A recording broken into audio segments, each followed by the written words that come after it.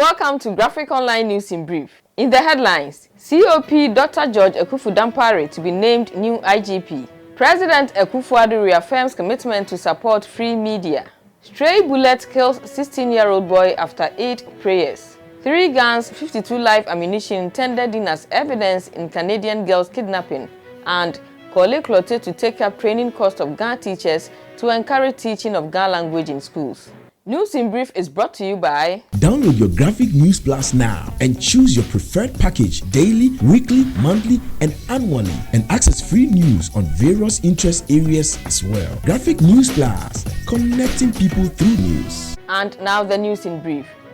The Commissioner of Police, Dr. George Akufu Dampari, is expected to be named the new Inspector General of Police. He will replace outgoing IGP James Opon-Buenu on August 1, 2021, when he ends his extended service. COP Dr. George Akuffo Dampare is currently the Director General in charge of administration at the Ghana Police Service. He is considered the second in command at the helm of Police Service.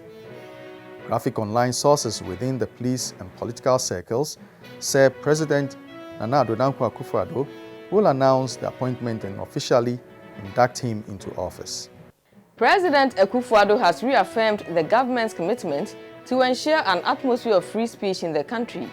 He has also cautioned Ghanaians to be mindful of utterances likely to undermine the peace in the country. President Akufo-Addo was speaking when he joined Muslims for the Eid-al-Adha prayers at the new National Mosque Complex at Kanda in Accra on Tuesday, July 20.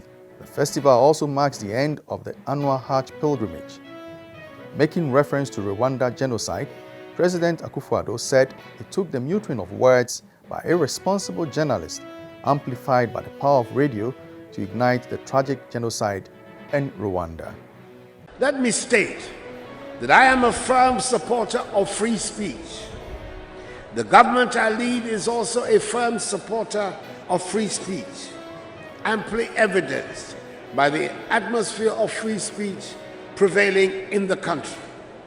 However, we must all bear in mind that words can be as incendiary as guns. The Bible tells us that death and life are in the power of the tongue. All it took was the muttering of words by some irresponsible journalists and amplified by the power of radio to ignite the tragic genocide in Rwanda. It is important for all of us to recognize that there's only one country we call home, and that is Ghana. We must protect our way of life in the words of the National Pledge, with all our strength and with all our hearts. We should not allow the actions and utterances of a few misguided persons to jeopardize and destroy the united Ghana we currently possess, which is the envy of many in the continent and in the world. And touching on COVID-19, President Akufo-Addo urged Ghanaians to continue to be responsible and observe the protocols to avoid a full-blown third wave. The COVID-19 pandemic is still with us, unfortunately. And this has meant that for the second year running, we are having to hold a subdued Eid celebration.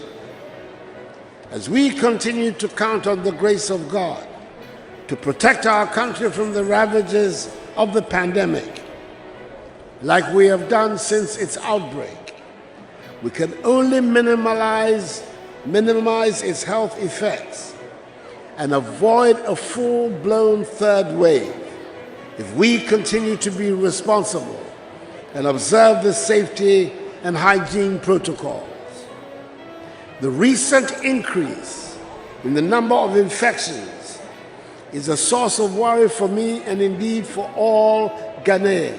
From the rising numbers, it is safe to conclude that we have let our guard down and we're beginning to live our lives and conduct our businesses as though we are in normal times. In a related development, the Ashanti Regional Police have arrested 2 youngsters following the shooting to death of a 16-year-old boy, Abdul Ghaffar Kasim.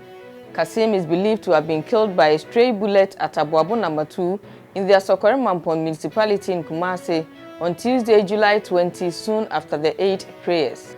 Kasim was pronounced dead on arrival at the Minsha Government Hospital, where he was rushed to. A second person who sustained gunshot wounds is also on admission at the same hospital.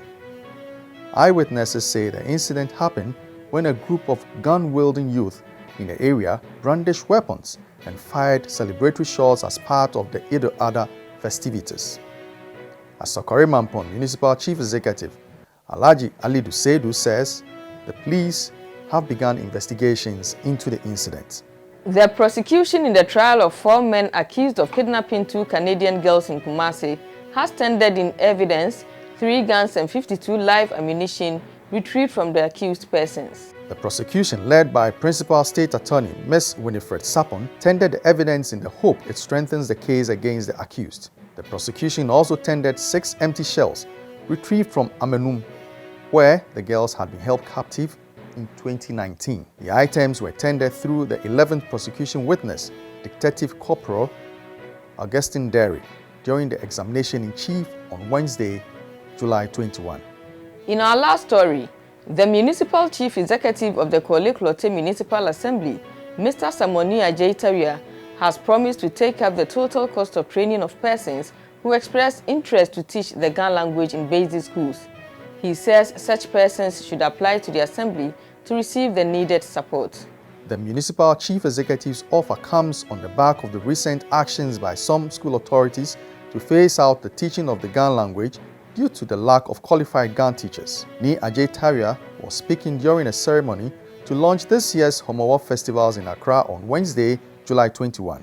The celebrations from August 20 to 26 is being organized by the Assembly in collaboration with Osu and Adabakra Traditional Council.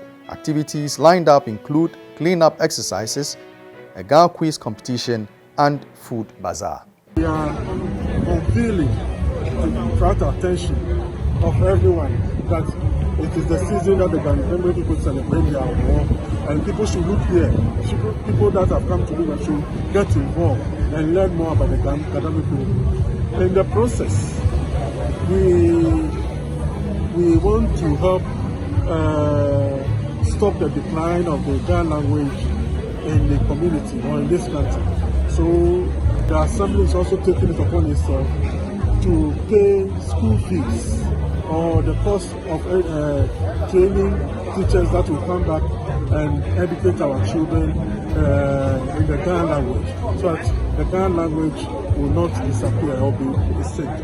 And then we are also doing the food bazaar along the same line, so that people will come to see the food and everything and appreciate the sort of food that Ghana people eat. Thank you for watching. We'll see you again with another edition. Stay safe and protect yourself from COVID-19. For more news, visit graphic.com.gh or log on to Facebook at Daily Graphic and on YouTube at GraphicGH. I am Ama Amankwa Befi. Subscribe now.